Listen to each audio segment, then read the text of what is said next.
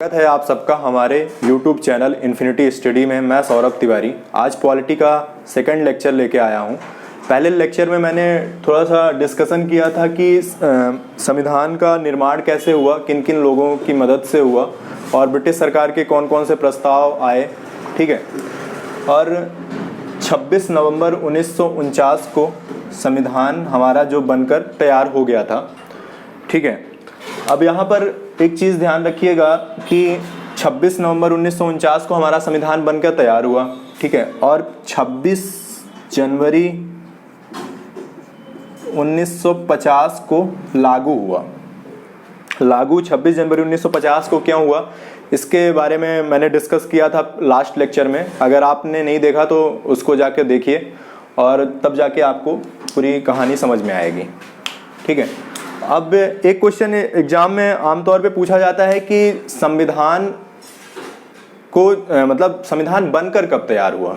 अगर ये ऐसा पूछ रहा है तो संविधान बनकर तैयार हुआ 26 नवंबर 1949 को। ठीक है, लेकिन संविधान को लागू किया गया 26 जनवरी 1950 को। जब बना है तो इसमें इस दिन इसको मतलब जो इसमें अनुच्छेद थे वो पूरी तरह से कंप्लीट नहीं थे और 26 जनवरी को ये पूर्णतः तैयार मतलब पूर्णतः लागू किया गया इसको। ठीक है, उसके पहले 24 जनवरी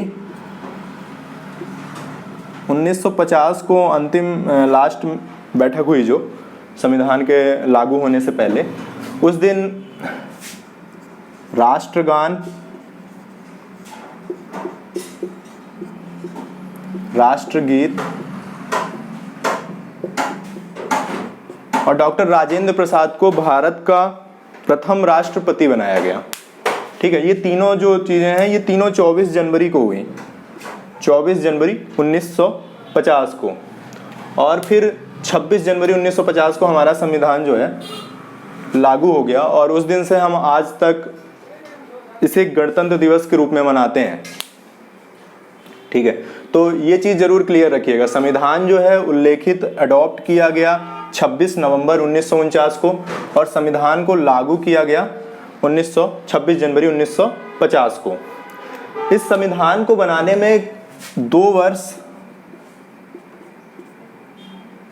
11 माह 18 दिन का समय लगा।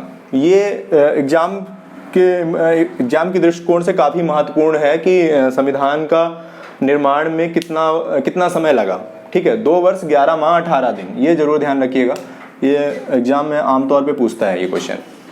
ठीक है, जो निर्माता थे जो संविधान को बनाया है उन्होंने करीब 60 देशों का भ्रमण किया और इसमें कुछ 64 लाख रुपए का खर्च आया। इस तरह हमारा संविधान तैयार हुआ। जब ये तैयार हुआ तो इसमें 395 अनुच्छेद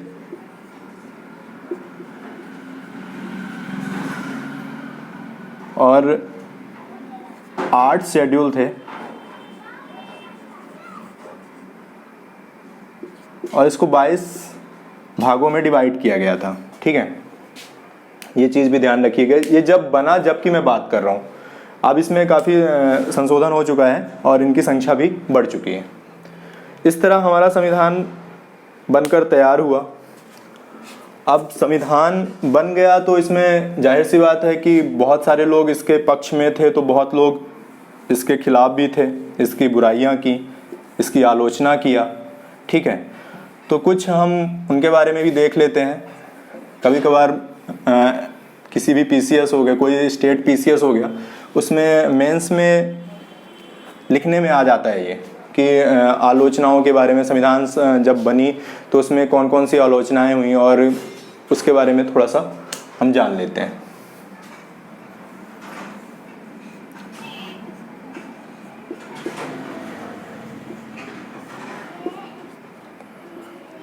पहला तो जो ये था कि इसमें प्रतिनिधित्व का अभाव था।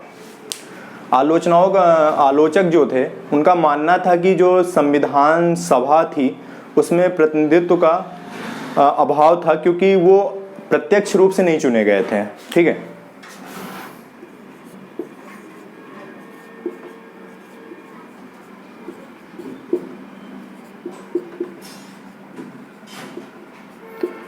प्रतिनिधित्व का अभाव। आलोचकों का मानना था कि संविधान सभा में जो सदस्य चुने गए वो प्रत्यक्ष रूप से नहीं चुने गए। दूसरा जो था वो ये था संप्रभुता की कमी।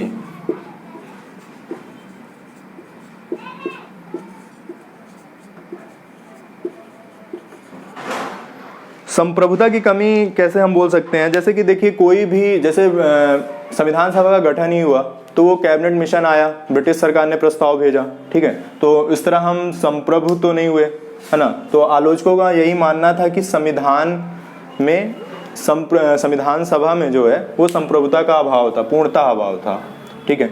और कई बार तो ऐसा भी कहा जाता है कि ब्रिटिश जो कांग्रेस है वो अपनी बैठक है, जो बैठक करती थी वो ब्रिटिश सरकार से पूछ के करती थी, मतलब पहले उनसे अनुमति ले लेती थी, ठीक है। और इसके बाद इसको समय की बर्बादी भी कहा गया।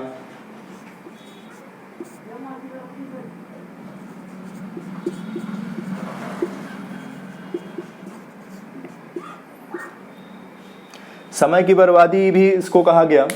आलोचकों का मानना था कि जो दूसरे अन्य देश हैं उनका संविधान का निर्माण करने में इतना समय नहीं लगा जितना कि भारत के संविधान का निर्माण करने में लगा। भारत का संविधान जैसा कि हम लोग ने देखा कि इसमें 2 वर्ष 11 महीने और 18 दिन का समय लगा, जबकि वहीं पे अमेरिका का संविधान जो है वो 4 महीने में तैयार हो गया था। इसी सभा के एक सदस्य थे निराजुद्दीन अहमद।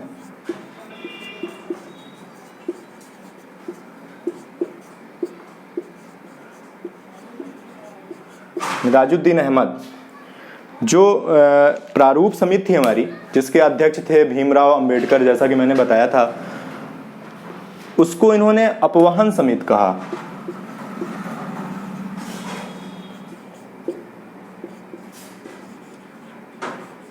अपवहन समिति के नाम से नाम रखा उस प्रारूप समिति का, और उनका ऐसा मानना था कि इसने जरूरत से ज़्यादा समय की बर्बादी की, इससे पहले भी भारतीय संविधान का निर्माण हो सकता था, ठीक है। जो अगला था वो मतलब जो अगला विषय था जिसके आधार पर आलोचना हुई वो ये था कि कांग्रेस का प्रभुत्व।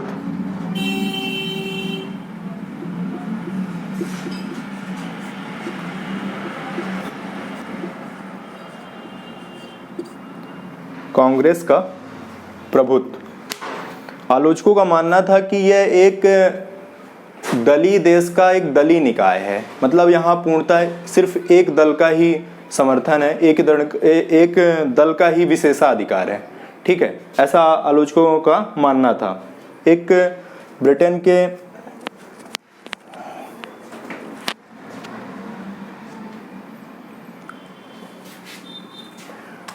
के एक संविधान विशेषज्ञ थे ग्रेनविले ऑस्टिन।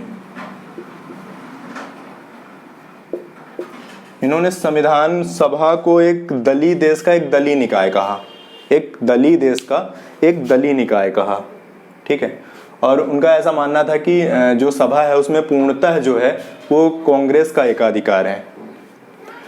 और जो अगला है उसमें इसको हिंदुओं का निकाय भी कहा गया।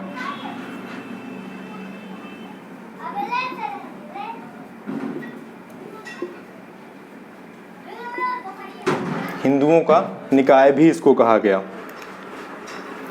हिंदुओं का निकाय इसलिए कहा गया क्योंकि जो संविधान सभा थी उसमें जो सदस्य थे वो ज़्यादातर हिंदू रिलीजन से ही संबंध रखते थे, इसलिए इसे हिंदुओं का निकाय भी कहा गया था। इसी के साथ हमारा ये आज का टॉपिक जो है वो समाप्त होता है। हाँ, तो आज का ये टॉपिक जो है हमारा यहीं पे समाप्त होता है। लेकिन एक चीज़ हाँ ये और ध्यान रखिएगा कि ये जो भारतीय संविधान बनकर तैयार हुआ ये विश्व का सबसे बड़ा लिखित संविधान है, ठीक है, और इसे उधार का थैला भी कहा जाता है, ये चीज़ ध्यान रखिएगा। और जो आलोचनाएं हुई उनमें आप लोगों का क्या मानना है वो चीज़ आप लोग अपने कमेंट सेक्शन में ज़रूर बताइए। और इसी के साथ ये जो मेकिंग कॉन्स्टिट्यूशन का चैप्टर था ये समाप्त होता है। और अगर वीडियो आप सबको पसंद आया तो लाइक करें, शेयर करें कमेंट करें और चैनल को सब्सक्राइब करें। Thank you so much.